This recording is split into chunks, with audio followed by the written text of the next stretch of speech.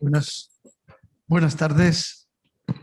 Gracias por acudir a esta mesa de debate en esta hora tan temprana de la tarde, que nunca suele ser la más agradecida, es mejor para otras cuestiones. Le doy las buenas tardes a todos los que están aquí y también a los que nos están siguiendo por la plataforma virtual. Gracias a las 6, especialmente a Luciano Sáez, su presidente, por organizar este congreso, que ya van 24, pero sobre todo por haberse atrevido ya y haberlo conseguido hacerlo presencial por fin, con el gran éxito que está teniendo y que para todos es, la verdad, casi ya una manera nueva de encontrarnos que habíamos empezado a olvidar, y por eso siempre muy interesante. Y por mi parte también gracias por invitarme a moderar esta mesa de debate. De todas las cuestiones que se plantean en este 24 Congreso a debate, yo creo que esta es una cuestión y es un tema realmente importante, porque ¿qué sería de la sanidad si no hubiese personas que necesitasen ser atendidas, si no hubiese pacientes? Lo tendríamos complicado, ¿verdad? Esta es una cuestión que viene de antiguo, eso de que el paciente es el centro del sistema. Se ha dicho de muchas maneras y se le han dado muchas vueltas a este asunto. Yo personalmente me gusta más el título que hoy le dan a esta mesa de debate, ¿no? Es poniendo el foco en el ciudadano, más que si es el centro o no. Lo del foco yo creo que es algo que tiene también una idea que marca una posición bastante clara.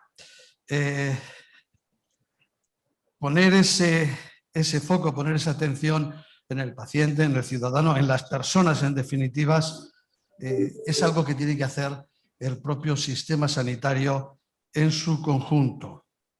Pero ¿qué supone realmente poner al ciudadano, poner al paciente, poner a la persona en el centro o en el foco? Desde mi punto de vista, yo hace ya tiempo que he tratado de explicar y que vengo entendiendo que eso significa solo una cosa, que hay que darle a cada persona lo que necesita en cada momento. El sistema sanitario, sus organizaciones, sus instituciones, si quieren de verdad tener al paciente en esa posición, hay que darle a cada uno, a cada persona, lo que necesita y en cada momento. Es verdad que ahora yo le añadiría una perspectiva más, un aspecto más que simplemente se deriva de la etapa en que estamos viviendo en este momento, la era digital. Por lo tanto, esa atención hay que dársela con esa perspectiva digital, con la perspectiva de la salud digital, que es por donde ahora mismo estamos caminando o transitando o tratamos de hacerlo para llegar a ella, aunque todavía quede camino, yo creo, por recorrer y nos queden muchas cosas por hacer.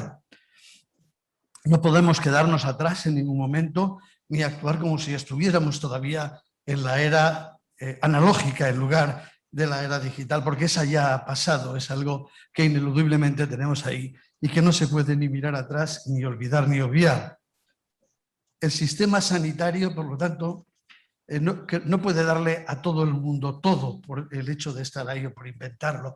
Lo que hay que hacer es, en esa atención, con esa perspectiva, ver qué es lo que necesita cada uno y dárselo. Cada técnica, cada cuidado debe ser utilizado única y exclusivamente por la persona que lo necesitan. Ha de hacerse con las nuevas formas, con los nuevos medios que hoy existen. Algunos ya se utilizan, pero hay muchos todavía que los tenemos por utilizar y que debemos ponerlos en valor y sobre todo en práctica. También nuestros pacientes cada día son más digitales, no lo olvidemos. A veces nos ponen en esa línea que necesitamos y que todavía no hemos llegado a ella. Son los propios pacientes, las personas, las que lo recuerdan y las que nos empujan a ello. En estos casi 18 meses que llevamos de pandemia se han acelerado muchas cosas. Sobre todo en este aspecto de la digitalización de la salud digital y de la utilización de los medios, modos y herramientas digitales, de la informática en su más amplio sentido, a lo grande, en un sentido muy amplio. La facilidad para comunicarse con el sistema, la facilidad para tener acceso y administrar sus datos, la facilidad para elegir, la facilidad para comunicarse con los especialistas, con los médicos y en general con todos los profesionales sanitarios sin la necesidad en muchas ocasiones de la presencia física. Todo esto se ha hecho posible. Realmente no son facilidades. Lo más importante es que son posibilidades y que todas y cada una de las personas de una o de otra manera quieren utilizar, quieren hacerlas efectivas. Pero bueno, son ustedes a quienes corresponde ahora debatir sobre estas cuestiones con su conocimiento, con sus experiencias, con lo que saben de este tema, con lo que piensan y sobre todo con lo que piensan que hay que hacer, porque hay mucho que está por hacer y corre prisa por conseguirlo. Les voy a presentar en el mismo orden que aparecen en el programa y vamos a iniciar esta sesión con una primera intervención de cada uno de ellos, muy breve. Trataremos de que sea de unos 3 o 4 minutos para explicar un poco la posición general sobre este tema en base a unas pocas frases y después intentaremos entrar en esa parte más del debate de ver qué se opina o cómo se hacen unas y otras cosas. Un debate ordenado, libre y desde luego amable y educado, como no puede ser de otra manera. De esta forma, en primer lugar, quiero presentar a Santiago García Blanco. Santiago García Blanco procede de Cantabria, el Gobierno de Cantabria, es director general de Transformación Digital y Relaciones con los Usuarios en la Consejería de Sanidad. Está desde 2019, es ingeniero de telecomunicaciones y especialista en radiocomunicaciones. Tiene una gran experiencia, más de 23 años de experiencia, tanto en el ámbito privado como en el público. Ha trabajado en muchos sectores, pero de una forma especial en el sector de la sanidad y en el farmacéutico.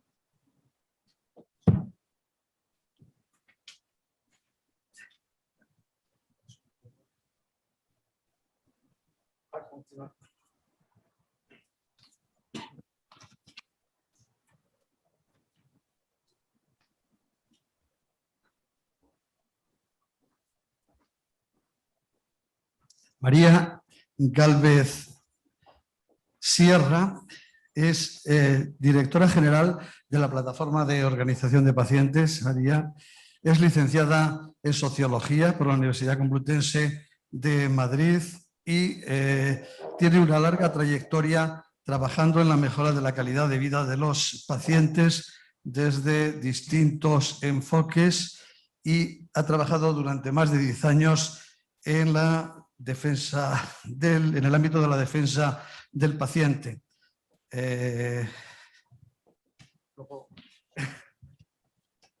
Ángel Blanco Rubio. Ángel pertenece al grupo Quirón Salud.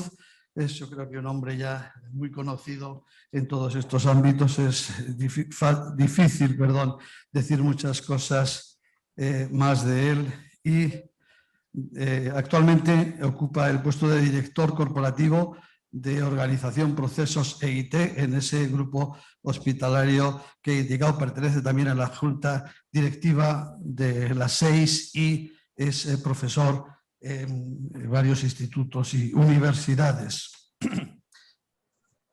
Elizabeth Hernández González, que creo que nos está acompañando a través de una videoconferencia. Buenas tardes, bienvenida y Elizabeth es directora general de programas asistenciales del Servicio Canario de Salud, o sea que nos está acompañando esta tarde desde Canarias. Rosa María Romà Monfat es de CatSalut, actualmente es directora general del área de Ciudadanía, Innovación y Usuarios del CatSalut y anteriormente estuvo también trabajando en hospitales en Cataluña también. Me perdonarán, pero es que de unos tenía más datos que otros y entonces ha sido ahora un poco más complicado en este espacio juntar todos, ¿no? Y algunos han llegado en el último momento. Y Jordi Recolons, Jorge, proviene de Andalucía, para más señas, y es de la compañía Fujitsu. Jordi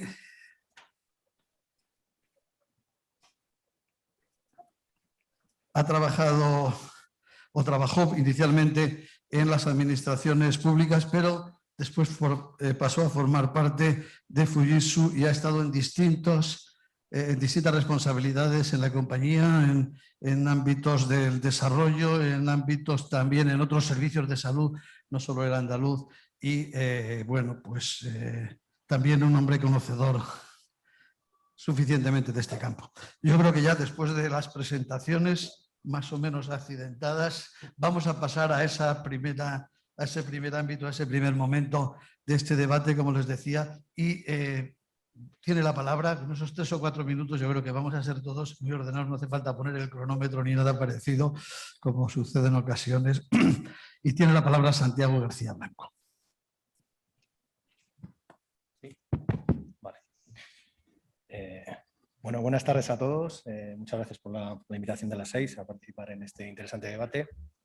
Y bueno, como introducción un poco al tema, decir que en nuestro caso somos transformación digital y relaciones con los usuarios. Hemos vinculado ambos conceptos en una dirección general, o sea, la intención está muy clara. Significa que todo lo que mejoremos nuestros procesos, porque digitalización no es solo pasada digital lo que hacemos en papel, sino mejorar, analizar y mejorar y optimizar los procesos de forma previa y aprovechar la tecnología, las oportunidades que nos da la tecnología para cambiar la forma de hacer las cosas, eso es un concepto importante, está orientado claramente a mejorar la experiencia de los usuarios en el sistema sanitario, porque partimos de una situación, que quiero ser realista, es mala, tenemos un sistema sanitario que funciona en base a silos de información, donde la continuidad asistencial pues algunas veces es un milagro, ¿no? Lo hemos vivido con la crisis COVID, con la situación y el intercambio de datos, por ejemplo, entre el ámbito sanitario y el sociosanitario, ¿no? Los problemas que nos ha dado, y donde tenemos oportunidades, ¿no? Oportunidades como son el hecho de que hoy en día todos los pacientes, y si no el paciente, su cuidador, tiene un smartphone en la mano con datos ilimitados prácticamente. Esto lo cambia todo, absolutamente. Y tenemos una historia clínica que a lo largo de los últimos 10 años hemos ido cargando de datos, información. Todos nuestros profesionales, en lugar de estar atendiendo a los pacientes, están delante de la pantalla del ordenador metiendo datos, encima estructurados, a veces nos lo ponen hasta fácil, ¿no? Y que es un potencial enorme, ¿no? Tanto el móvil en la mano del paciente como todos estos datos que tenemos acumulados sobre la historia de los pacientes, pues es un potencial enorme que tenemos que poner a funcionar, que tenemos que poner a trabajar. Y además tenemos que ponernos cuanto antes, porque tenemos una pirámide poblacional amenazante, en el sentido de que cada vez, afortunadamente, la esperanza de vida se prolonga más, y eso significa que tenemos pacientes de edad más avanzada que son pluripatológicos y que cada vez que no prevenimos correctamente una situación de crisis, pues nos cuesta un ojo de la cara su reingreso en la UCI, en urgencias, etcétera, ¿no? O sea que casi es un reto para el propio Sistema Nacional de Salud el sacarle partido a esta información, a estos datos con los que contamos, ¿no? Y bueno, pues para eso estamos aquí, ¿no? Yo creo que con esto como introducción. Muchas gracias. Gracias, Santiago. María Gálvez, adelante. No sé si tengo que encenderlo. Ah, no tengo que encenderlo. Vale, lo manejan ellos, perfecto. Bueno, para mí, cuando hablamos de poner el foco en el ciudadano, yo creo que lo que tenemos que hacer es darle un espacio, ¿no? No es solo escuchar cuáles son sus necesidades, que por supuesto tenemos que escucharlas, sino que la persona pueda participar del proceso, de los procesos que hagamos, de los procedimientos que creemos, de las tecnologías que pongamos en marcha, de cómo diseñemos el patient journey, o sea, absolutamente todo, porque una de las cosas que más nos está exigiendo la sociedad actual, el sistema sanitario, es que seamos corresponsables, que los ciudadanos seamos también corresponsables de nuestra propia salud. Y no podemos pretender que los ciudadanos seamos corresponsables si no involucramos a las personas de ese sistema. Si nosotros creamos el sistema, diseñamos el sistema y pretendemos que las personas se adecúen a ese sistema, a pesar de que pongamos toda la buena voluntad en escuchar cuáles son sus necesidades y que intentemos adaptarlo, ¿no? Tenemos que hacer a las personas partícipes y hay que hacerlo de una manera estructurada. Necesitamos avanzar muchísimo más en unas herramientas de participación, y yo cuando hablo de participación no me refiero a que hay que informar o hay que consultar, hablo de participación real, de participación en la toma de decisiones, que no quiere decir que el paciente tenga que decidir, quiere decir que hay una conversación, que hay un debate, hay una discusión sobre qué es lo que hay que hacer, cuáles son los objetivos que queremos alcanzar y cómo vamos a alcanzarlos y a conseguirlos, ¿no? Y en esa conversación tienen que estar los ciudadanos, los pacientes en concreto, porque cuando se vive con una patología crónica, pues hay un conocimiento de la convivencia del día a día, ¿no?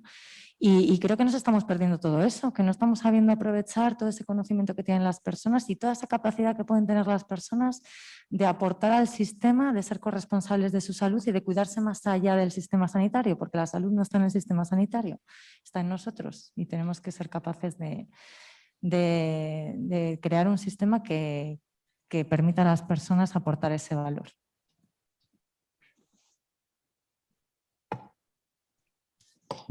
Muchas gracias, Ángel. Bueno, pues muchas gracias por la invitación a la mesa, a las 6, y a ti, José Ignacio. A mí me gusta esta mesa del protagonismo del paciente, ¿no? No sé si se oye bien con el micro lejano. A ver, yo creo que como nos pedías que habláramos de cosas así un poco más titulares y demás, yo creo que vivimos una época en la que nos enfrentamos al mayor cambio de la historia de la medicina, así por decir algo poco agresivo, o sea, que no es el PETAC ni son los antibióticos, sino que es el protagonismo del paciente. Este va a ser el mayor cambio que suframos en la historia de la medicina, porque venimos de una medicina paternalista en la que estamos acostumbrados a decidir, en la que estamos acostumbrados a informar, pedimos que la gente no se preocupe porque ya para eso estamos nosotros y demás. Y yo creo que hoy, pues, a ver, la calle es igual para todo el mundo, me da igual que esto sea sanidad, que sea educación, que sea transportes, que sea vacaciones. La gente nos pide inmediatez, nos pide transparencia y nos pide atención personalizada. Eso es lo que dicen los ciudadanos, como decías antes, o los pacientes, que no pasa nada por llamarles así. Con lo cual, creo que nos enfrentamos a un cambio social, no tecnológico. Estamos en el foro de las 6, un foro tecnológico por excelencia, pero creo que realmente el cambio al que nos estamos enfrentando es cultural, es social. Nos lleva a tener, por ejemplo, que hacer cosas las 24 horas del día, sean urgentes o no. Ha cambiado el concepto de urgencia, la urgencia la marca el ciudadano y no la marcamos nosotros. Esas puertas que teníamos abiertas donde echábamos la bronca a alguien que venía porque venía algo no urgente, han pasado a la historia. La urgencia la marca el usuario y nadie le puede decir a nadie que no sea urgente a las 2 de la mañana preocuparse por la fiebre de su hijo, y más después del año que hemos pasado, donde cosas tan básicas han sido fundamentalmente vitales. Yo creo que este concepto cultural que viene de la calle, que es igual en todos los sectores, es el que más nos ha afectado, porque somos un sector tradicionalmente innovador, ¿no? Con lo cual creo que debemos cambiar en algo que es este concepto de hospital mastodonte que nos representa a veces el sistema. Creo que si tuviera que decir dos cosas, diría que hay que hacer cosas antes de que venga el paciente a los hospitales. Ese es el gran reto, y hay que seguir haciendo cosas después de que se vayan. esto nos cambia el rol del hospital, que debería ser concebido más como un concepto que como un edificio, que debería preocuparse por la salud y porque los pacientes no rompan con la vida cotidiana. Quiero introducir el concepto de no romper con la vida cotidiana. No solo nos tenemos que preocupar del problema cardiológico, no solo nos tenemos que preocupar de la patología aguda o crónica que sufra un paciente, sino de que siga insertado en su vida laboral. Ese creo que es el gran cambio del hospital, con lo cual, bueno, pues tenemos que ser mucho más gestores de casos de los que éramos antes y mucho más consultores, entre comillas, aquí que hay varias empresas de consultoría, mucho más consultores de los pacientes de lo que éramos antes. Muchas gracias. Gracias, Ángel Blanco. Y ahora, desde Canarias, Elizabeth Hernández González, por favor, tienes la palabra. Bueno, buenas tardes a todos y a todas. No sé si me escuchan bien. Sí, vale. Bueno, primero que nada pedirles disculpas por no poder estar ahí de manera física, pero bueno, muchas cuestiones me lo han impedido. Y en segundo lugar, por supuesto, agradecer a las 6 la invitación y la participación, y en especial a Javier López Caberos, que ha sido una persona siempre muy activa dentro de la sociedad de informática de la salud, y que siempre allí donde vaya, pues siempre busca que nuestro Servicio Canario de Salud tenga alguna representación. O sea que quisiera agradecerles primero que nada por esto. Bueno, como estamos hablando, hablamos del foco en el ciudadano y hablamos de transformación digital, ¿no? Yo creo que hay frases, ¿no?, que utilizamos mucho en Canarias y en general en la jerga popular, ¿no?, que es esto de yo me lo guiso, yo me lo como. Quiero decir, nosotros como organización sanitaria tenemos una tendencia y una inercia natural a crear, a organizar, a prestar servicios, modelos organizativos, pensando en lo mejor para el ciudadano y en lo mejor para el paciente, y cuando ya lo tenemos todo hecho, vamos a buscar al ciudadano y al paciente para ofrecerle ese servicio, y empieza un trabajo de frustración, porque vemos que hay cosas que no encajan y que al final no salen como nosotros pensábamos, ¿no? Entonces ahí coincido plenamente con lo que ha dicho Ángel. Creo que hay de base un cambio cultural en muchas cuestiones. De alguna manera, nosotros cuando hablamos del foco en el paciente, hablamos de esta frase, de esta palabra tan famosa en los últimos años, hablamos de empoderar, pero al final el empoderar es transferir, pero no es transferir solamente conocimiento, información, dar talleres, dar cursos, ayudar al paciente a que sea capaz de generar él y sus familias autocuidado, sino al final estamos hablando también de que hay que transferir una parte del poder, entre comillas, una parte de la capacidad de decidir, de participar, de elegir y de hacer y de realizar una serie de acciones con las cuales no estamos tan familiarizados, digamos lo que digamos, dentro de las propias estructuras sanitarias, y lo hablo incluso no solamente como responsable en este caso de la Dirección General, sino como médico de familia de a pie, ¿no?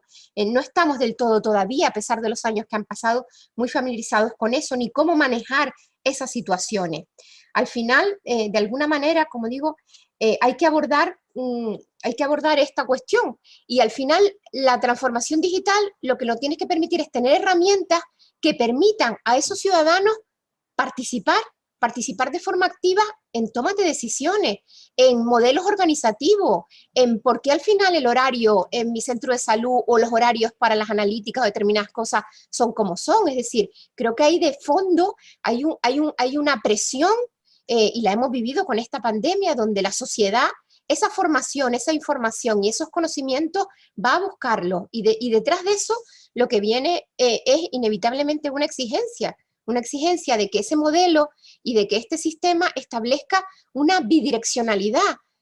Hoy en día todavía seguimos teniendo estructuras e historias de salud electrónica y muchos desarrollos con redes sociales, con aplicaciones informáticas para consultar información, analíticas, citas, todo lo que queramos, pero la bidireccionalidad todavía creo que es una tarea pendiente importante. Esa bidireccionalidad en que el propio ciudadano pueda acceder, pueda decirnos, pueda sugerirnos, pueda ayudarnos, pueda pedirnos, pueda plantear que por qué no modificamos una estructura determinada. Yo creo que todavía son tareas por abordar. Es inevitable que la pandemia nos ha traído y nos traerá muchas cuestiones que tienen que ver con esa transformación digital, pero que esa transformación digital tiene que estar sustentada en un cambio cultural de la propia estructura y de la propia organización que camina hacia eso, hacia facilitar esa transformación, ¿no? Y hacia adaptarnos a lo que ya es inevitable, es decir, no vamos a cambiar esa necesidad de inmediatez, esa necesidad de transparencia, esa necesidad de servicios concretos que son básicos, y eso pues no va a retroceder, al contrario, probablemente después de este año serán exigencias cada vez más, más latentes en nuestra sociedad.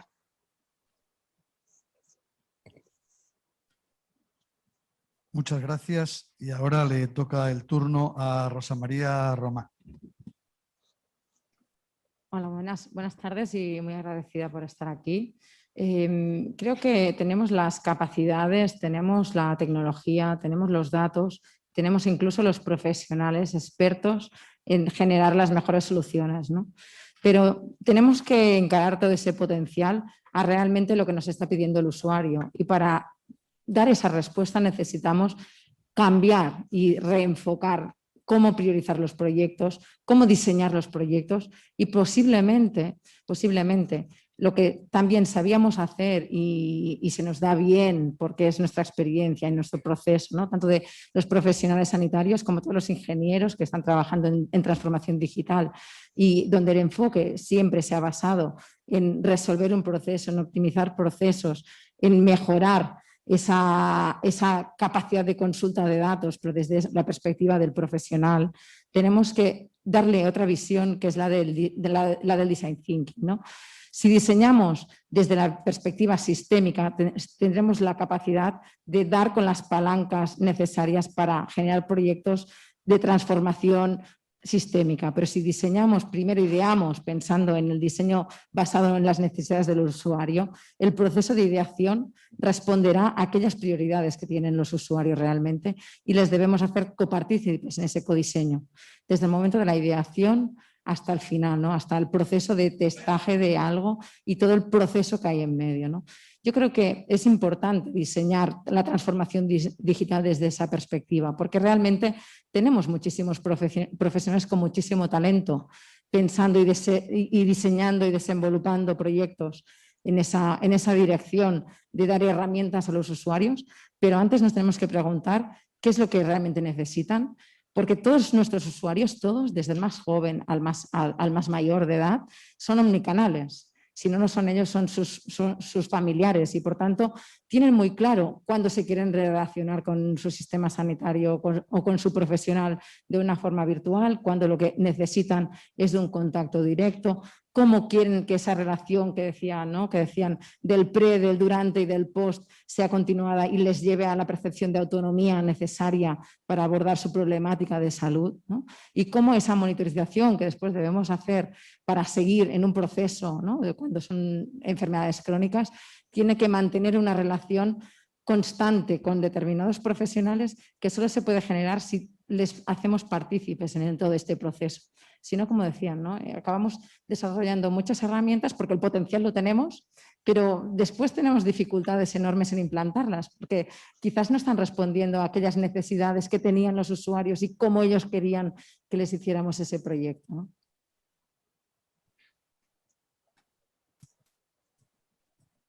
Muchas gracias. Y ahora, para acabar esta primera vuelta, Jordi Recolons, adelante, cuando quieras. Tienes la palabra. Pues, en primer lugar, dar las gracias por poder participar en la mesa.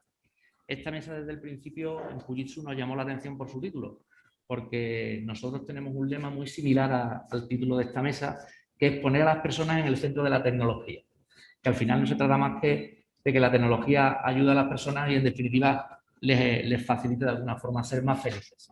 Yo voy a dar un repasito muy rápido, voy a intentarlo, de cómo Fujitsu ayuda a la transformación digital a las organizaciones de salud. Y esa visión pues la tenemos basada en 3 pilares. El primer pilar lo llamamos ACI, porque está basado en las aplicaciones, la consultoría, la interoperabilidad y el desarrollo. Son soluciones que conectan a las personas con los sistemas de salud.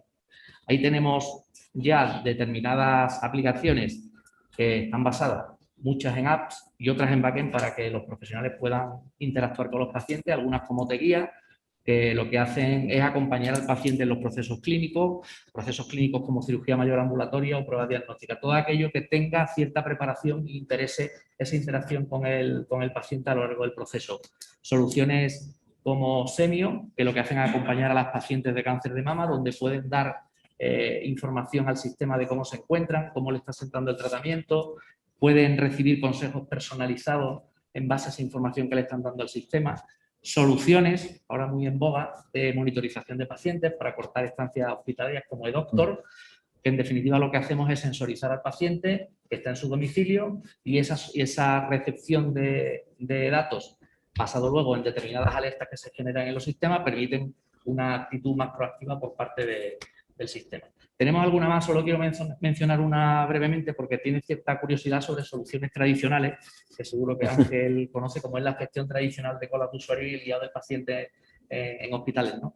Pero, por ejemplo, en hospitales muy grandes o ciudades sanitarias tenemos una solución que aporta realidad aumentada sobre la imagen real que el paciente ve en su móvil cuando llega a una ciudad sanitaria, que es un sitio pues, con cierta complejidad. Si no te la conoces, si empiezas a ser paciente primerizo, ¿no?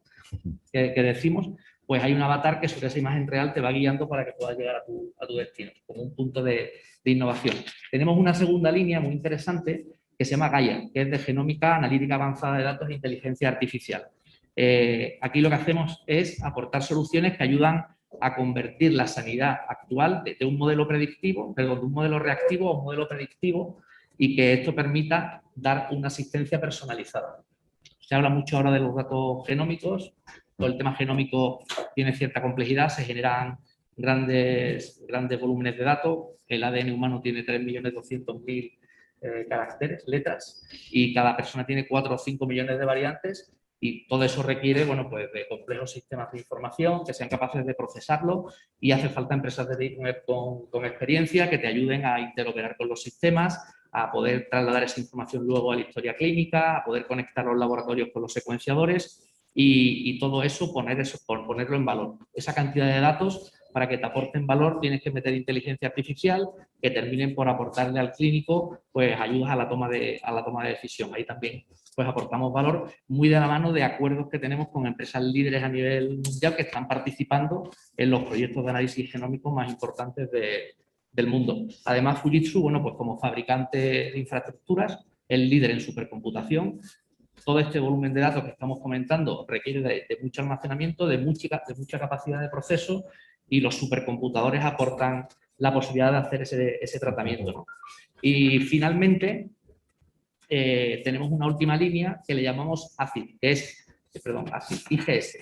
IGS, Infraestructuras y Servicios Gestionados. Yo lo llamo los servicios silenciosos, porque lo normal es que el paciente no los perciba, incluso que el profesional sanitario no los perciba, porque todas estas plataformas que dan soporte a la transformación digital, que intentan poner al paciente en el centro, requieren de personal muy cualificado que estén haciendo la administración de los sistemas.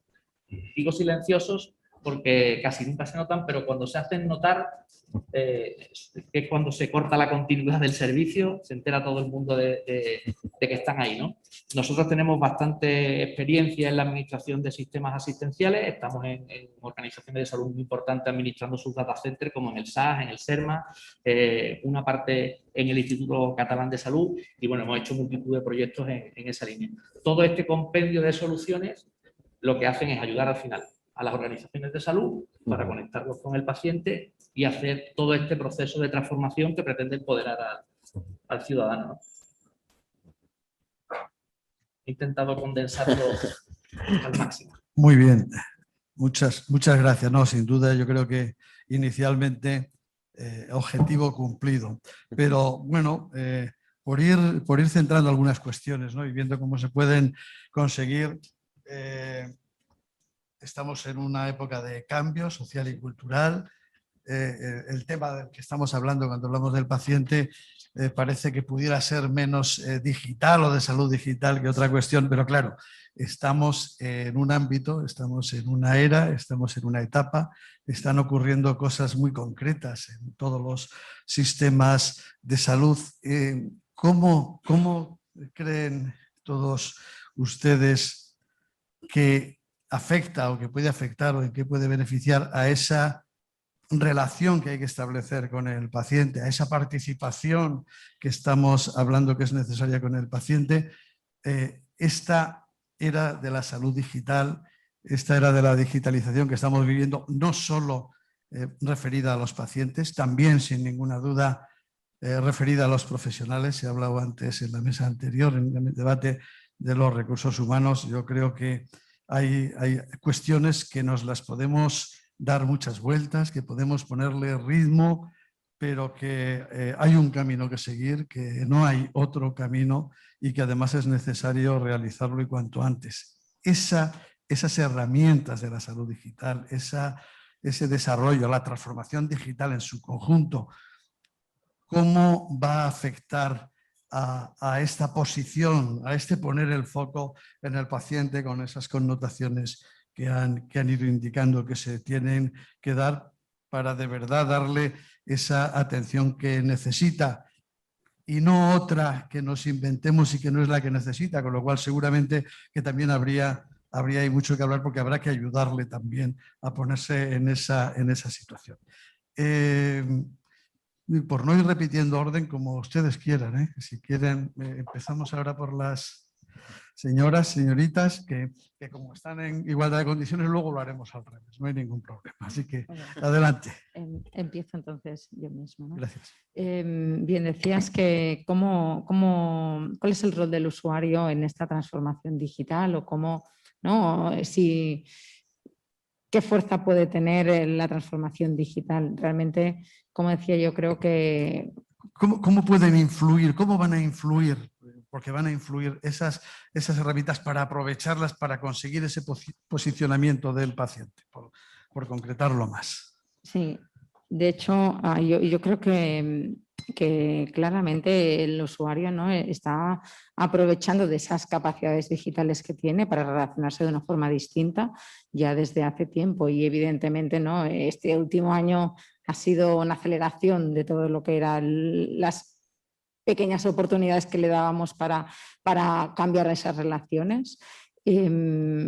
Realmente podemos contar con los usuarios en cualquier momento a día de hoy y además hacerlos partícipes en los proyectos que estamos diseñando, porque tanto, ¿no?, en los roles más tradicionales de escucha activa de estos usuarios en los cuales podemos estar monitorizando de forma digital constantemente en herramientas también de estudios de análisis de comportamiento que nos permiten identificar mejor cuáles son sus necesidades o incluso en un papel que reivindican cada vez más. Creo que es también el formar parte de los equipos, generar equipos mucho más multidisciplinares, ¿no? Las unidades de transformación digital están incorporando perfiles que pueden ser desde psicólogos a filósofos, a antropólogos o a expertos en UX, porque realmente, ¿no?, creo que una de las cosas que sí que nos están pidiendo vinculado a la transformación digital es que le facilitemos esa accesibilidad en cuanto a la experiencia, ¿no? La misma herramienta, exactamente la misma herramienta tecnológica, según esté diseñada de una forma teniendo en cuenta la accesibilidad del usuario en el uso de la herramienta y el performance de esa herramienta, ¿no?, va a tener mucha más adaptación y mucha más implantación, ¿no? O será una herramienta que utilizarás en el momento justo que claramente necesitas de ella y no puedes hacerlo por otro canal, pero que no vas a tener una experiencia confortable.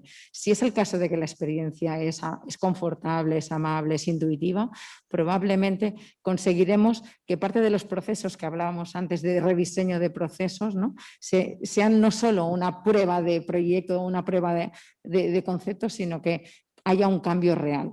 Si no, lo que acabamos consiguiendo es crear muchos canales y muchos procesos distintos, pero cada vez las capacidades de los profesionales son más limitadas porque vamos abriendo canales y diversificando los flujos de entrada de pacientes, ¿no? Si realmente queremos avanzar, necesitaremos también empezar a testar y ver qué es lo que realmente nos funciona y eso utilizarlo para otros proyectos. Muy bien, María. Sí. Yo creo que estamos en un momento crucial para hacerlo bien. Y me explico. Estamos Si sabemos aprovechar bien la digitalización y todas las ventajas y las oportunidades que esto nos abre, vamos a poder transformar el sistema y la relación que tiene la ciudadanía con el sistema. Vamos a conseguir tener un sistema mucho más fluido, con una comunicación no solo entre el profesional sanitario y el paciente, sino entre el paciente y el propio sistema sanitario, que es muy compleja, porque el sistema sanitario es muy complejo y acceder a él es muy difícil, ¿no? Pero estamos en un momento complicado y lo digo porque nuestra tendencia es a replicar nuestro sistema sanitario en el mundo digital. Y es que es una inercia. Y esto tenemos que estar atentos porque lo que no podemos hacer es replicar la atención sanitaria que estamos desarrollando de manera presencial en una atención sanitaria que realicemos, bueno, pues por videoconsulta, ¿no? Entonces, no es eso. Tenemos que conseguir que esa digitalización, esas herramientas nos permitan ser mucho más flexibles y adaptarnos a las necesidades que decíamos, esa base, ¿no?, por la que se tiene que basar el sistema, adaptarnos a las necesidades que tienen las personas y intentar pues, que una persona no tenga cita cada 6 meses con su especialista. Es que la vida pasa. Y una persona con una enfermedad crónica puede necesitar ver al especialista 2 veces en un mes y no verle en 8 meses. Y ahora mismo tenemos un sistema muy rígido. Y yo creo que aquí tenemos que tener cuidado en intentar no replicar ese mismo modelo, sino de verdad aprovechar para hacer ese cambio de paradigma, para involucrar más a las personas. Vuelvo a esa corresponsabilidad porque me parece crucial y clave y que todo el mundo sea capaz de utilizar la tecnología para hacer un sistema mucho más flexible y adaptado. Muy bien, empezamos a estar de acuerdo en cosas, ¿no creen ustedes? Y yo creo que también el resto de los debatientes. Ahora le toca, siguiendo este turno que nos hemos inventado, a Elizabeth Hernández desde Canarias. Por favor, Elizabeth. Sí, bueno, estoy totalmente de acuerdo con lo que ha dicho María, o sea, absolutamente. O sea, tenemos una oportunidad, evidentemente es una oportunidad de oro, ¿vale? Primero porque nosotros dábamos por hecho que había una parte de nuestra pirámide poblacional donde nunca íbamos a llegar con la transformación digital, y esa parte de la pirámide nos demostró en la pandemia que sí podíamos llegar a ellos, porque fueron los primeros que fueron capaces de hacer llamadas por WhatsApp con sus nietos, fueron los primeros que fueron capaces de conseguir con esas redes obtener información, darse de alta en distintas redes sociales. Es decir, dábamos por hecho que había un tramo, ¿no?, de la población que con patologías crónicas, complejos, envejecimientos y demás, iba a ser muy difícil que entendiera este nuevo sistema, y la pandemia nos demostró que no. Luego ese terreno está medianamente allanado en ese contexto. La cuestión es que seamos capaces de lo que ha dicho María, no intentar replicar ese modelo de relación mediante esta transformación digital con el que ya tenemos, porque estamos hablando de algo totalmente distinto. Entonces, yo creo que eso es fundamental, porque yo creo que ahí, si somos capaces de mover esa palanca concreta, de que cuando hablamos de transformación digital no se trata de hacer lo mismo con el ordenador, no es lo mismo pasar la misma consulta porque yo tengo una cámara y sea capaz de monitorizar 4 constantes, que yo sea capaz de ser accesible, porque si esa transformación digital no me da el primer valor que siempre hemos defendido en este sistema, que es la accesibilidad, que la hemos perdido en el camino, una gran parte de la accesibilidad como valor. Si no somos capaces ahora de rescatarla de alguna manera y utilizamos estas herramientas y esa posibilidad de transformación digital para eso, para mejorar la calidad de esos contactos, de esas necesidades que tiene el ciudadano con el sistema sanitario, entonces la transformación digital quedará pues en algo más que forme parte de la historia. Yo creo que es ahí, bajo mi punto de vista, donde puede estar la clave. Gracias, Ángel, por seguir el orden. Sí. Bueno, me encanta lo que habéis dicho, porque ha habido un momento de mi vida en que yo pensé que todo el mundo se dedicaba a vender videoconferencias, ¿no? Yo con algunos amigos lo he comentado, que el cambio no es hacer videoconferencias, lo habéis comentado. O sea, lo inútil sigue siendo inútil por videoconferencia, por resumir vuestras aportaciones hasta ahora. Yo creo que esto va de un cambio radical en procesos, que también lo has mencionado, ¿no? Un cambio radical en procesos concebidos desde el punto de vista del paciente, porque aparece un nuevo agente. Desgraciadamente no ha llegado hasta ahora, pero bueno, aparece. Una cifra solo. enunciada desde el punto de vista tecnológico. Nosotros antes, cuando trabajamos a cosas que hemos hecho juntas, José Ignacio, Marilu, que estaba por ahí, ¿no? O antes medíamos los usuarios por los médicos, las enfermeras, o médicas y enfermeros, me da igual, porque hoy hay más médicas que médicos. Y solo daros un dato. Nosotros tenemos 3.600.000 usuarios que son pacientes y 45.000 usuarios que se dividen entre todas las castas sociales, ¿no? Desde los más importantes a los menos importantes. Realmente, el usuario que define el sistema es el paciente. 3.600.000 frente a 45.000. Es ridículo, no importa lo que pensemos dentro, da igual. El proceso es un proceso del paciente. Y yo creo que tiene que evolucionar nuestra medicina de actos, lo has apuntado María, a medicina de procesos. Radicalmente cambiando el concepto. Y dejadme que acabe con un ejemplo en esto. Yo que sé, si un paciente tiene una patología de columna y resulta, por hablar de datos también, de la utilización de los datos, que lo habéis apuntado en la intervención inicial. Si un paciente tiene una patología de columna y en el 92% de los casos le hacemos una resonancia antes de emitir un diagnóstico e iniciar un tratamiento, mi pregunta es, cuando tengas una patología de columna, ¿dónde debes ir? ¿Al traumatólogo o a la resonancia? Yo creo que a la resonancia. Eso es hacer cosas antes. ¿Por qué? Porque la evidencia demuestra que hasta que no te ve alguien en la consulta, no te pide una resonancia, y lo habéis apuntado, y para lo único que sirve la primera consulta es para pedir pruebas.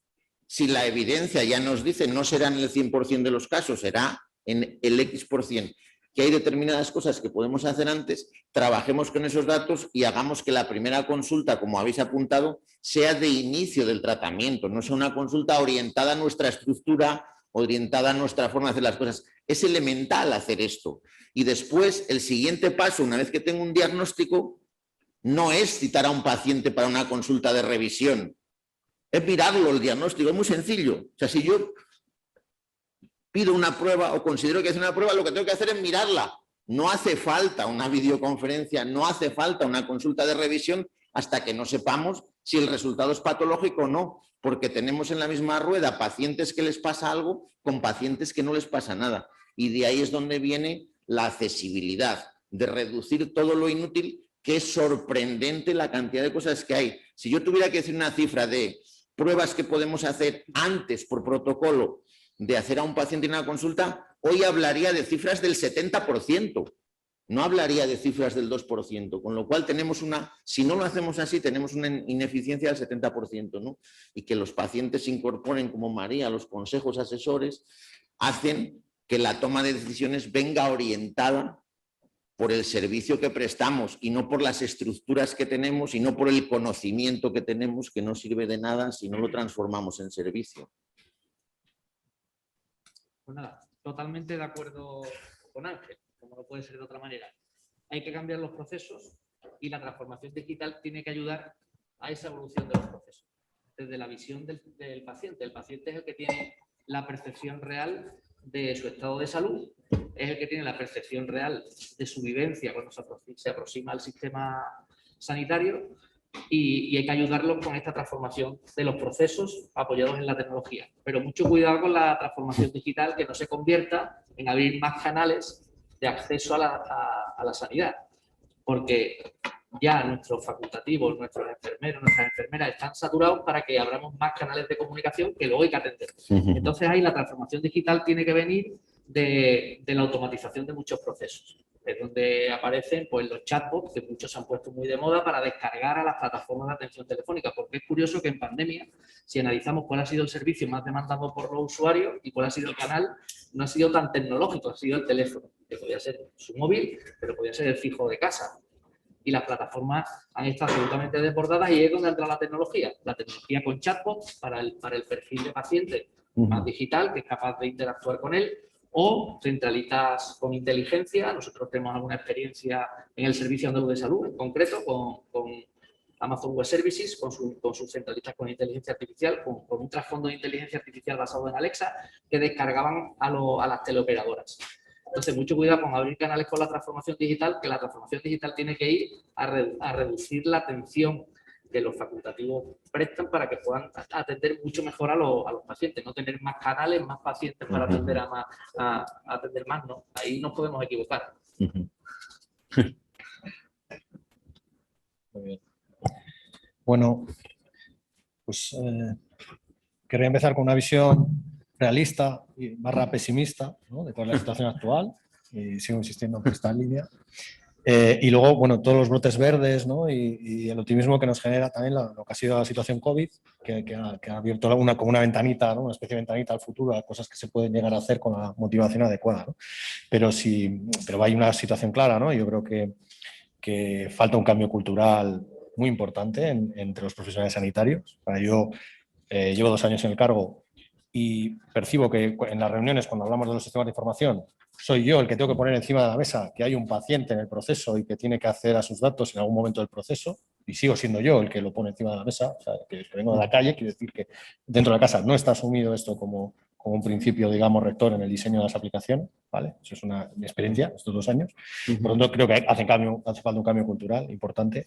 Que, por ejemplo, con COVID se han conseguido cosas. Por ejemplo, con COVID, cuando hemos implantado la teleconsulta por vídeo, pues por lo menos los servicios de especialidad se han sentado y han analizado en sus procesos clínicos qué consultas se podían sustituir por consulta de videoconferencia sin que sufriera, digamos, el proceso clínico, por ejemplo, ¿no? Es un gran paso adelante, pero, por ejemplo, si les hablamos de PREMS o de PROMS, pues todavía les suena chino, ¿vale? A los profesionales sanitarios. Entonces, es una realidad, sigue siendo algo todavía que se ve a muy largo plazo, no es algo que esté interiorizado, ¿no?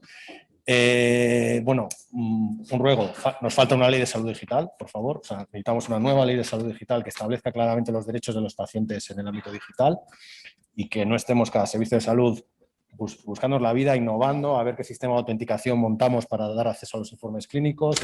El Ministerio, por ejemplo, de esta semana, el Ministerio da el certificado COVID digital con clave permanente, únicamente certificado digital. Nosotros en Cantabria hemos empezado a darlo con un PIN al móvil, igual que Andalucía, igual que hace la Seguridad Social con el informe de vida laboral. Por favor, pongámonos de acuerdo, o sea, y que todos los pacientes puedan acceder a los servicios en igualdad de condiciones, ¿no?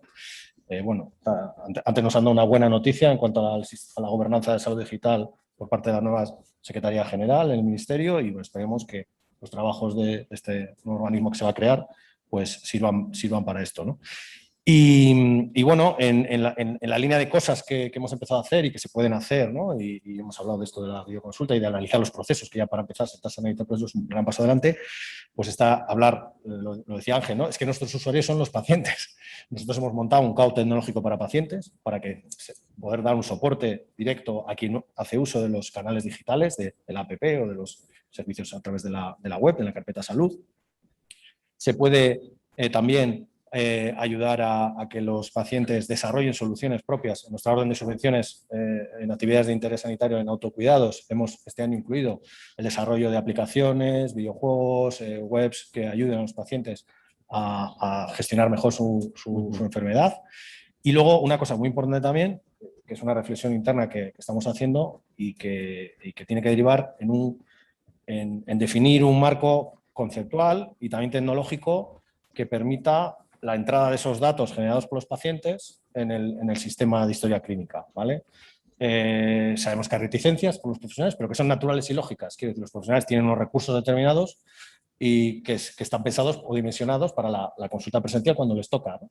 Pero claro, ahora de repente, si su colectivo de pacientes les van a tener que dar un seguimiento en remoto, etcétera, pues eso hay que trabajarlo bien, hay que aportar valor, o sea, no vale meter el dato en crudo, esos datos habrá que trabajarlos, habrá que pasar unos procesos de inteligencia artificial de forma que ayude al profesional y no le inundemos de datos, ¿no? Que eso no es útil para el profesional.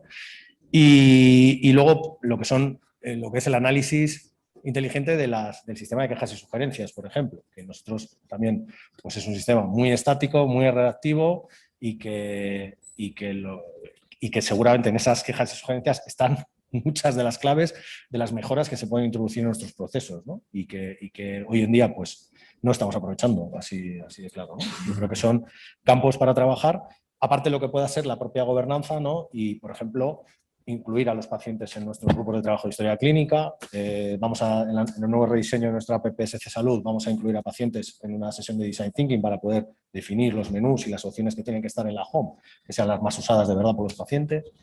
Y luego, bueno, pues está el establecimiento de comités específicos, ¿no?, de experiencia de paciente, que, bueno, no son tan frecuentes. Es que lo curioso es que queremos montar uno, estamos buscando literatura y ejemplos y no hay tantos comités de experiencia de paciente en España, en la sanidad pública, en la privada quizá alguno más y tal, pero no... Aquí os podemos ayudar nosotros, Sí, que sí. estamos haciendo un estudio Perfecto. sobre esto, o sea que luego si Perfecto. quieres te... Y bueno, me callo ya. Muy bien. La verdad es que de momento estoy agradablemente sorprendido por algunas de las cosas que se están indicando, porque me parecen importantes. Incluso no solo para esa posición en la que queremos colocar al paciente, sino por el propio desarrollo del sistema, ¿no? Cuando a veces se oye, y ahora es muy, muy habitual, estaba pensando si decir esto o no, pero lo voy a decir, es una...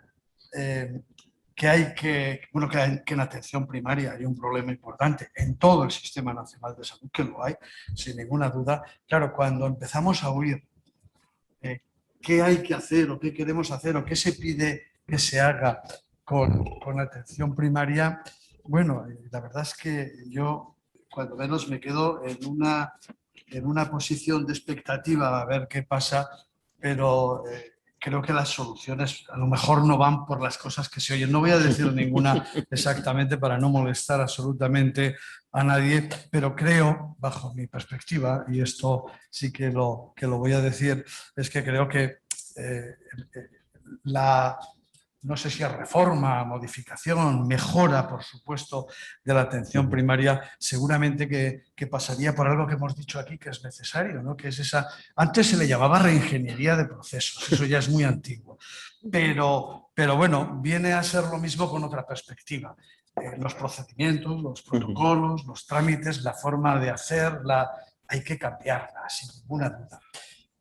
Claro, en ese cambio, evidentemente que las organizaciones, los responsables, los gestores tienen mucho que decir y tienen una responsabilidad muy grande, pero también la tienen los profesionales de una manera importantísima en la posición que adopten y, en fin, en la postura en que se sitúen frente a esas posibles soluciones. Y de ahí me viene, no les voy a preguntar de atención primaria porque no es el tema y no me parecería oportuno, pero sí que esto lo quiero enlazar con otra cuestión.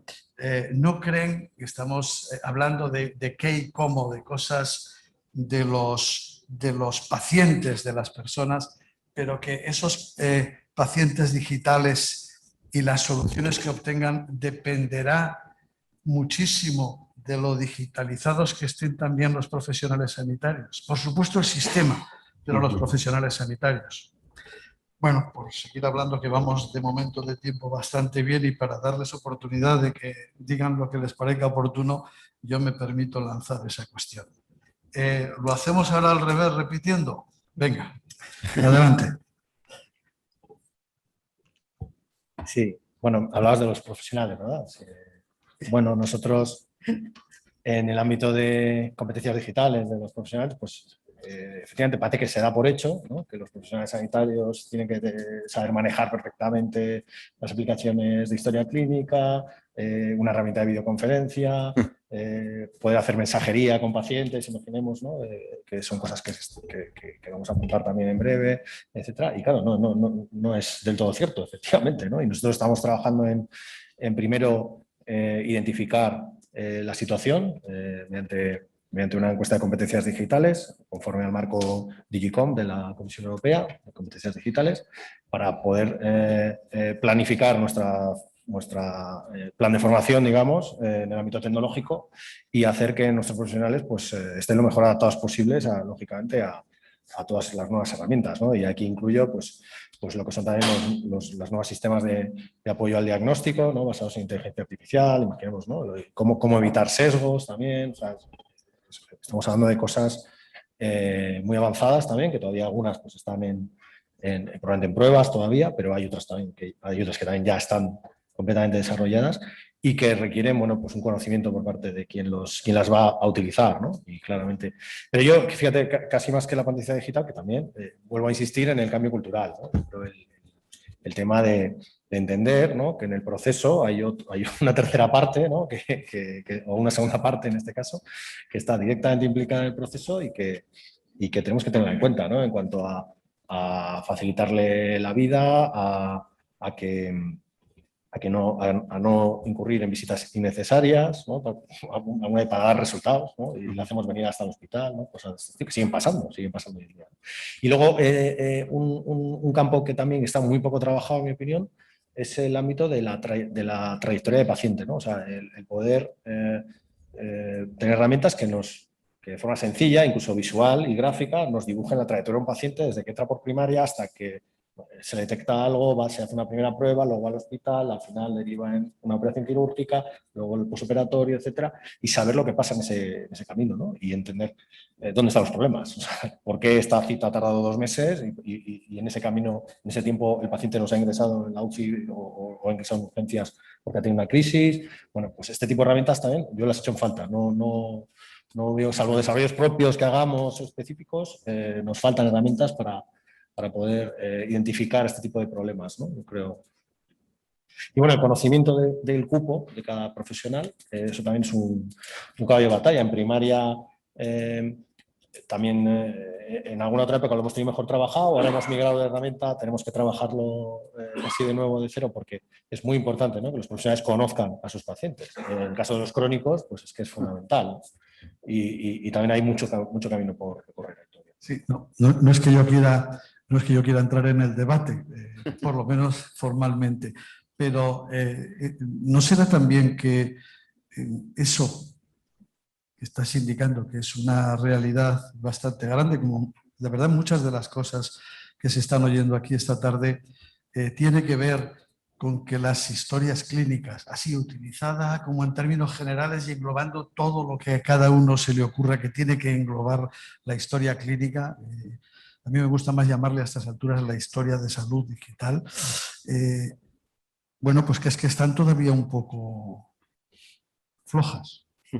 Bueno, de desarrollo, quiero decir. Y falta interoperabilidad y unos estándares claros, ¿no? Yo lo decía antes, una ley de salud digital, por favor. O sea, tenemos una ley de 49/2002, del año 2002, precisamente, que habla de la historia en papel, y luego tenemos un Real Decreto que nos define el CMDIC de historia clínica, y es que no hay nada más. O sea, entonces nos falta, yo creo, algo que ponga un poco de orden, ¿no? Y que nos ayude a las comunidades autónomas a definir una buena historia clínica y que sea interoperable con el resto de las comunidades. Para añadir, si os parece, a la reflexión, ¿no? Os explico un caso precisamente en Cataluña, ¿no? Nosotros tenemos una herramienta, como sabéis, que es la Meva Salud, que es la historia clínica, ¿no?, el acceso ciudadano, que ahora lo hemos convertido en un espacio de relación y de gestión entre el ciudadano y el sistema sanitario, ¿no? La herramienta es la misma que teníamos desde hace 2 años. Lo único que hemos hecho desde hace 1 año es haber hecho una limpieza de imagen, porque lo que hemos hecho es un rediseño funcional de la parte, digamos, superior del frontend, ¿no? Hasta hace unos meses teníamos 400.000 usuarios. Hoy tenemos 3,5 millones. ¿Vale? Entonces, no, todo viene por la COVID, porque tienen que relacionarse de forma distinta, ¿no? En realidad, una parte, evidentemente, pero otra parte importante del acceso que han tenido los usuarios y el éxito que ha tenido con los usuarios viene precisamente del rol del profesional como prescriptor.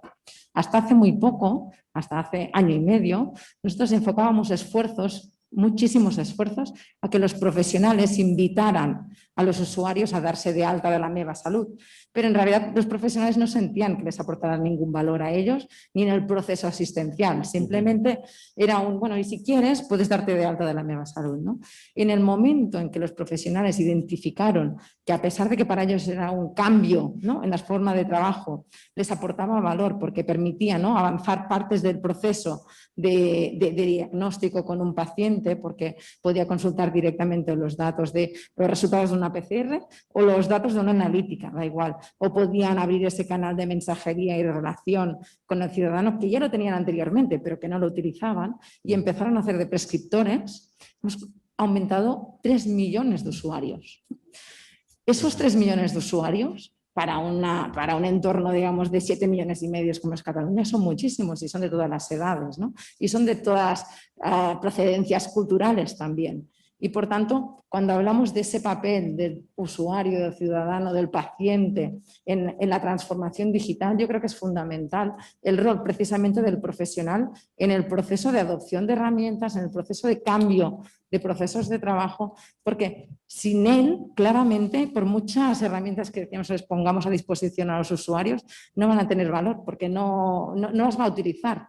El médico, la enfermera, el administrativo siguen siendo para el usuario el prescriptor del proceso asistencial a seguir, ¿no? Entonces, aunque le abramos muchas puertas, sin esa formación y esa convicción por parte del profesional de que él es clave en esta transformación, no lo conseguiremos los demás, aunque tengamos herramientas. Sí, sí. Perdón un momento. Elizabeth, esto se está desordenando un poco, empieza a haber peticiones de palabra, intervenciones. Por favor, que la distancia, esta posibilidad que tenemos de estar conectados también en la distancia, que hoy una videoconferencia sea para hacer cosas bien que no se hacían antes, ¿verdad, Ángel? Como has dicho antes. Entonces, que en cualquier caso, por favor, tienes la palabra para decir o contestar, ¿eh? Nada, por supuesto. Muchas gracias, José Ignacio. No, justamente la verdad es que compartí absolutamente lo que estaba diciendo Rosa. Es decir, yo creo que la clave está en que cuando el profesional ve, médico, enfermera, administrativo, que aporta valor, pero no solo que aporta valor al usuario, que aporta valor a su trabajo, que aporta calidad a la prestación del servicio que él ofrece, que aporta seguridad al paciente y a él mismo, en la medida en que los profesionales vayan viendo eso, es la mejor forma de que se vayan enganchando. Quiero decir, Rosa lo explicó perfectamente y puso el ejemplo, ¿no? De cómo hasta que realmente esos profesionales no vieron que realmente aportaba un valor no solo al sistema y al paciente, sino al día a día de ese médico, de ese enfermero y de ese administrativo, cualquier proyecto que tenga que ver con esta transformación digital será de éxito. Será de éxito cuando los profesionales nuestros vean que es así, ¿no? Independientemente de que hay también un trabajo que recorrer sobre explorar las competencias digitales de nuestros profesionales, cómo se pueden mejorar, cómo se puede avanzar en esa línea, ¿no? Pero si acompasamos ambas cuestiones, el trabajar para esa mejora de las competencias profesionales y al mismo tiempo trabajar para que esa transformación aporte valor y sea visible y sea palpable en el día a día del profesional, yo creo que con ambas cuestiones podremos garantizar un futuro muchísimo más de mayor. Gracias. Sí, solo quería resaltar lo que estaban comentando, que la confianza entre el profesional sanitario y el paciente es la base del sistema, ¿no? Y esto tiene que ser un win-win. Está claro que si el profesional no ve lo que va a ganar, pues no va a dar el paso. Habrá siempre resistencia y eso se irá venciendo, ¿no? Pero yo también quería aquí destacar también que el paciente tiene que ver también no solo el que pueda acceder a un sistema más flexible, sino yo creo que también la digitalización nos tiene que llevar a una mayor transparencia, a una mayor medición de resultados, y eso también tiene que ver con el profesional. O sea, cómo estas herramientas le van a permitir medir su trabajo, los resultados en salud que tienen sus pacientes, qué estamos haciendo bien, qué estamos haciendo mal, no solo la asistencia, ahora medimos actividad y eso no nos está dando la información que necesitamos. Y esa información que se va generando tiene que ser transparente también para el paciente, porque de esa manera también involucraremos al paciente a que ofrezca más datos, a que sea más proactivo, a que haya una interacción mucho más fluida, ¿no? de la información que tiene de su salud, porque no sé cuántas apps conocéis de salud que funcionen, pero yo muy pocas, porque a nadie le gusta estar constantemente metiendo datos sobre su situación de salud y recordar constantemente que está enfermo y que tiene que meter pues, todas las pastillas que se está tomando. Es muy complicado que funcione una app de salud. Tenemos que ser capaces de aportar algo al paciente y que el paciente vea que ese esfuerzo de introducir datos, yo soy, más... apoyo más aquellas apps que sean, o sea, que vayan dando datos sin que el paciente tenga que hacer ese esfuerzo, ¿no? Porque me parece muy, muy complejo que eso funcione. Pero bueno, en cualquier caso tiene que ser siempre a cambio de algo, igual que los profesionales. Es que esto tiene que ser siempre un win-win y si no, no vamos a avanzar, ¿no? Y aquí lo que necesita el paciente es transparencia e información y también conocer dónde se está haciendo las cosas mejor, cómo se está trabajando en otros sitios, y todo eso nos va a aportar calidad al sistema y seguridad para el paciente. Bueno, Yo me he saltado a... no. Habla. Sí. Me espero. No solo quería decir que queremos poner al ciudadano en el centro, en el foco, y para eso al ciudadano hay que escucharlo, ¿no? En la conclusión hay que saber qué es lo que necesitan, qué es lo que esperan de las organizaciones de salud. Pero para que eso suceda, las organizaciones de salud tienen que escuchar a sus profesionales. Y hay que hacer ese cruce entre lo que la ciudadanía demanda, lo que los profesionales esperan y requieren para que de verdad el ciudadano esté en ese foco, y en todo esto cómo la transformación digital puede aportar valor. Sin esas tres piezas, escuchar al ciudadano, pero escuchar también al profesional, y finalmente utilizar la tecnología para dinamizar y consolidar todo el proceso, pues esto es difícil. Y ya, cortito. Es verdad que ha sido corto.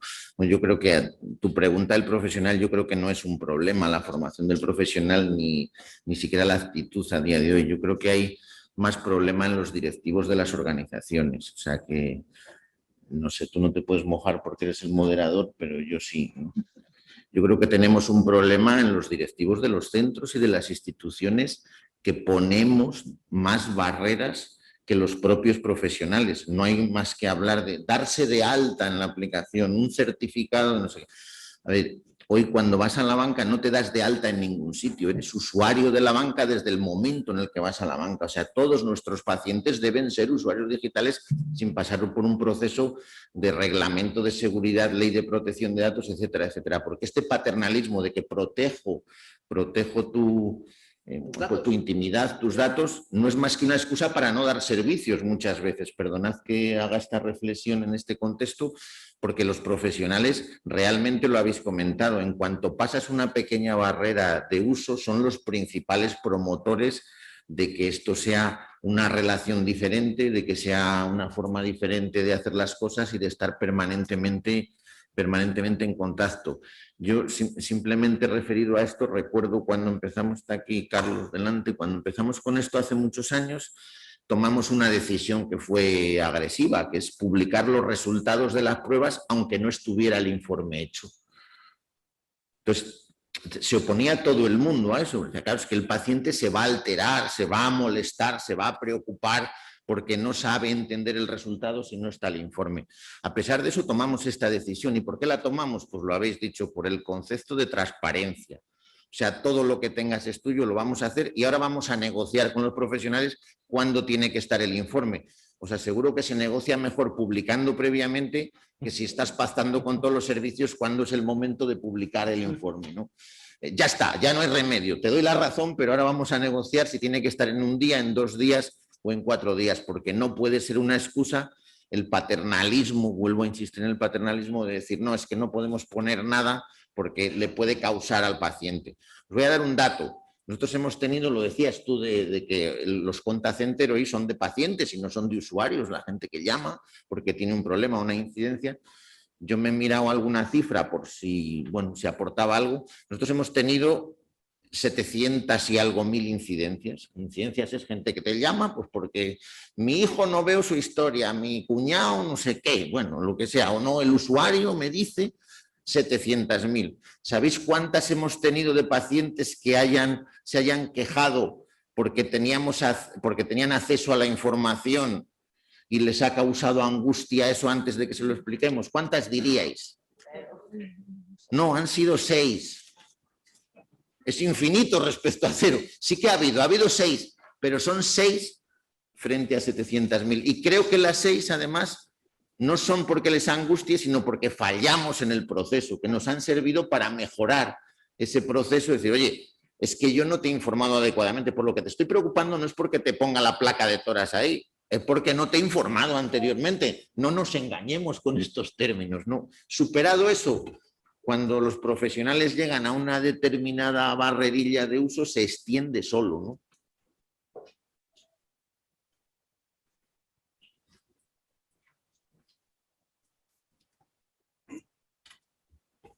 Bueno, pues ahondando en las experiencias existentes, yo otro tema que me había anotado aquí, puesto que hoy están representadas instituciones de todo tipo y de toda titularidad, quería preguntar qué les parece, cómo creen que se hace esto más rápido, o quién lo hace hoy incluso mejor si se hace en el ámbito de la sanidad privada o de la sanidad pública. Mariluz, responde tú. Esta pregunta me la hicieron una vez con Mariluz ahí en un periódico y yo dije que voy a decir lo mismo. Se supone que yo represento a una institución privada, aunque tenemos también hospitales públicos, pero bueno, a ver, donde se hace mejor es donde hay profesionales que quieren hacerlo mejor. Todo el mundo tiene las mismas herramientas para hacer las cosas bien. Y hay instituciones públicas que las hacen muy bien, hay instituciones privadas que las hacen muy bien y viceversa. Y creo que todos aprendemos de otros. Yo aprendí un ejemplo, por poner uno de estos, a mí me impresionó mucho una institución pública de Galicia que llamaba a los niños que tenían un problema crónico y se relacionaba con ellos en el recreo y que había adaptado la agenda del médico al recreo del niño.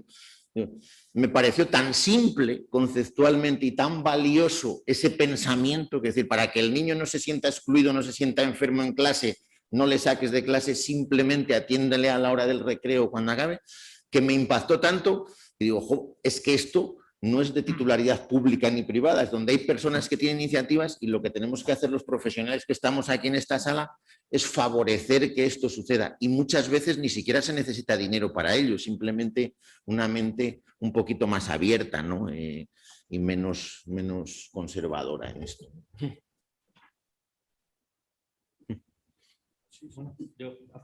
Una cosa, la mejor mejora continua, para la redundancia, viene siempre desde dentro. Y normalmente son con cambios sencillos y pequeños, haciendo muchos, consiguen los mejores resultados. Hay una metodología que seguramente a muchos os sonará, que viene de Toyota, que es Lean, y está basado en eso. La mejora continua, la mejor desde dentro. No hace falta que venga un consultor a hacértela, viene un consultor a ayudarte a hacerla, pero lo haces tú, que eres el que tienes el mejor conocimiento de tu organización y de tus procesos. Volvemos otra vez a tus comentarios. Esto va de cambiar procesos. Y hay herramientas para cambiarlo y una es la tecnología.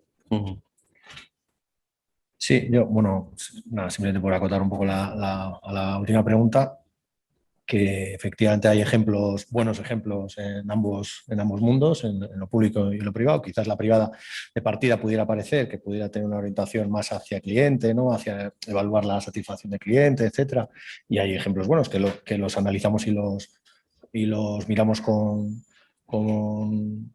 mimo porque nos pueden servir y también tenemos ejemplos de otras administraciones públicas donde hay funcionarios estatutarios o sea su adscripción que también han tenido esa preocupación y han montado sistemas fenomenales de atención al paciente y de encuestación al paciente, por ejemplo, en tiempo real, que estamos analizando también porque nos sirven también en el objetivo que tenemos, ¿no? O sea que yo creo que incluso hasta mirar a otros sectores también es muy bueno, ¿no? Como mirar al sector, cuando se habla mucho de la banca, ¿no? De cómo consigue llegar con sus canales digitales a ese porcentaje de población tan amplio, ¿no? Y yo creo que también mirar a otros sectores pues nos viene muy bien también, ¿no? A la sanidad para mejorar, ¿no?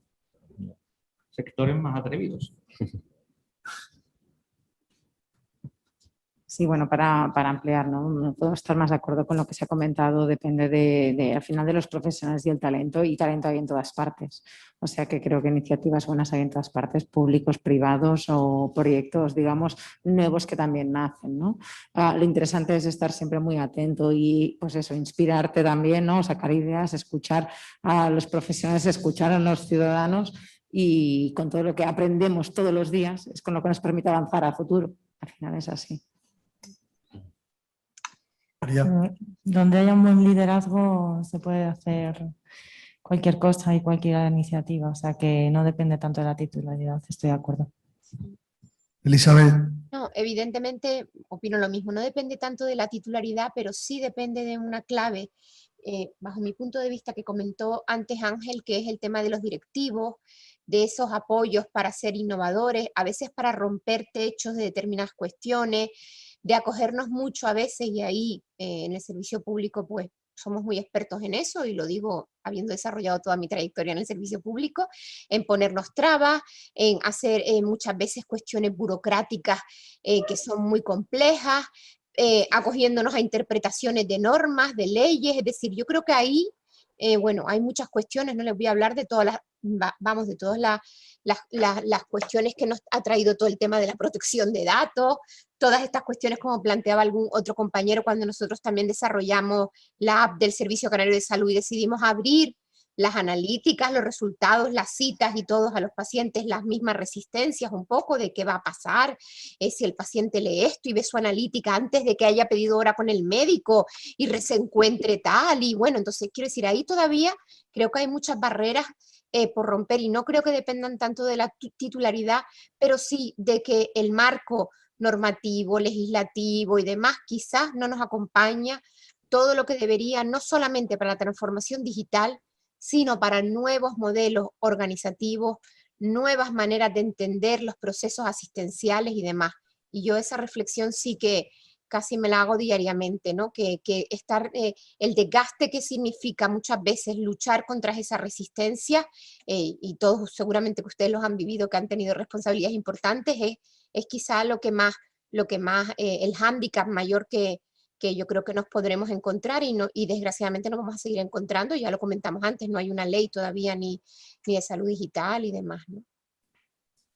Sí, yo por ahí era un poco la pregunta, ¿no? Porque a veces encontramos soluciones y las vemos, las estamos viendo, nos planteamos en las propias administraciones, ¿por qué no hacemos o por qué no? Si han llegado, si lo están haciendo, ¿dónde está el imposible? Me refería un poco a esa cuestión donde a veces sí que nos pueden llevar un poco de ventaja en ese sentido, pues a lo mejor también por el planteamiento, por la forma, y sin ninguna duda que bueno, pues es la carrera por pasarles por delante y por dejarles de atrás es una carrera que a lo mejor merece la pena también llevar a cabo, ¿no? Bueno, estamos llegando casi al final de este debate, por cumplir con los horarios, que también es una cosa importante, porque detrás vendrán a sustituirnos otros debatientes. Entonces yo les quiero abrir la posibilidad de si alguien quiere preguntar, sobre todo preguntar alguna cosa o debatir con estos señores y estas señoras que están en este momento aquí, que seguro que se ofrecen también a hacerlo, pues que puedan ustedes, si quiere alguien, hacer alguna pregunta o plantear alguna cuestión.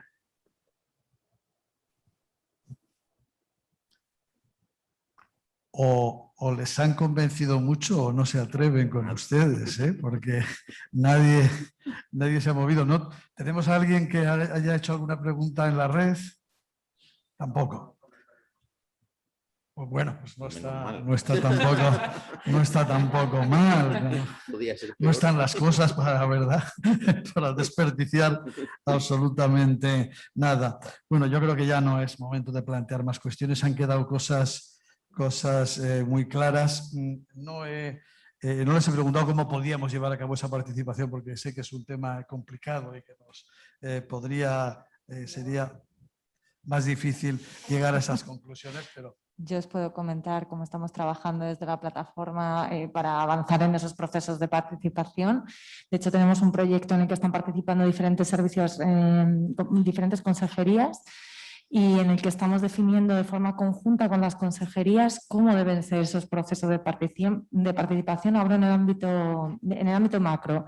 Tenemos otro proyecto de cómo se pueden incorporar los pacientes en el ámbito meso, más de gestión y en el ámbito hospitalario, ¿no? Pero por centrarme en este primero, lo que estamos haciendo es, junto con las consejerías, definir cuáles son las variables, los ítems que tenemos que tener en cuenta para ver cómo se está incorporando esa participación de los pacientes.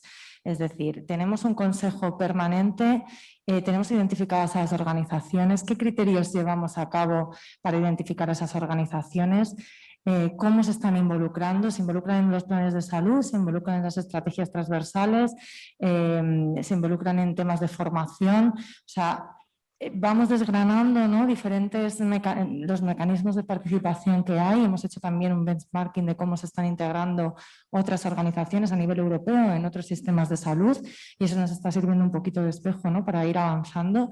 Y yo creo que lo bueno de esto es que lo estamos haciendo con las consejerías, o sea que estamos construyendo esto de manera cooperativa y con una participación en esa toma de decisiones conjunta. Y es un buen ejemplo y bueno, presentaremos el proyecto el año que viene, también el de hospitales, así que bueno, pues encantada de compartirlo si llega el momento el año que viene aquí. Muy bien, pues sin duda esta es una manera de poner el foco en los pacientes y creo que la mejor forma de acabar esta mesa de debate si ninguno de ustedes tiene opinión en contra. Muy bien, pues muchas gracias por su asistencia, muchas gracias por su participación y esperemos vernos otra vez en el 25 Inforsalud debatiendo de algo y hablando de alguna cuestión siempre interesante. Buenas tardes y gracias a todos. Gracias.